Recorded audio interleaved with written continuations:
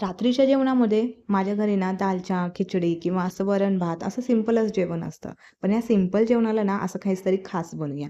तर त्यासाठी काय केलं मी, माझ्याकडे ना दुधी भोपळा होता. तो खूप मोठा होता. तर भाजी बनवताना पण मला हा जास्तीचाच होणार होता. म्हटलं त्याची एक काय चला काहीतरी नवीन रेसिपी ट्राय करू. तर मी त्याचे साल काढून ना असं बारीक असं गोल-गोल काप करून घेतले.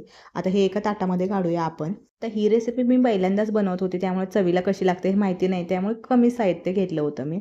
आता मी काय केलं चवीपुरतं मीठ पसरवून टाकलं, लाल तिखट, हळद आणि थोडासा गरम मसाला ना छान पसरवून टाकून असं छान चोळून घ्यायचं त्याला. आता याला आपण तव्यावर छान आलटूपलटून भाजून घेणार आहे. तर इथं मी डोसाचा तवा घेतला आहे. नॉनस्टिक असला की तेल कमी लागेल. आता इथं मी 2 चमचे तेल वापरले.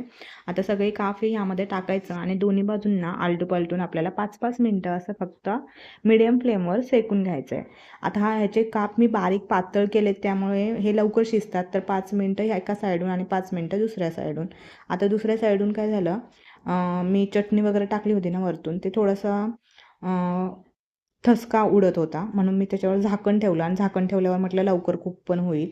बघू शकता तुम्ही काय सुंदर कलर आला आहे. वरतून कोथिंबीर टाकायची आणि थोडंसं लिंबू पिळायचा. एक नंबर लागतं खायला आणि टेस्टी पण आणि सोबतच हेल्दी पण आहे. तर एकदा नक्की ट्राय करा आणि कसं बनला होता ते सांगा. आता इथे मी चांगलं बनणार नाही म्हणून थोडेसेच बनवले होते, पण मला तुला म्हणून सगळे संपवले.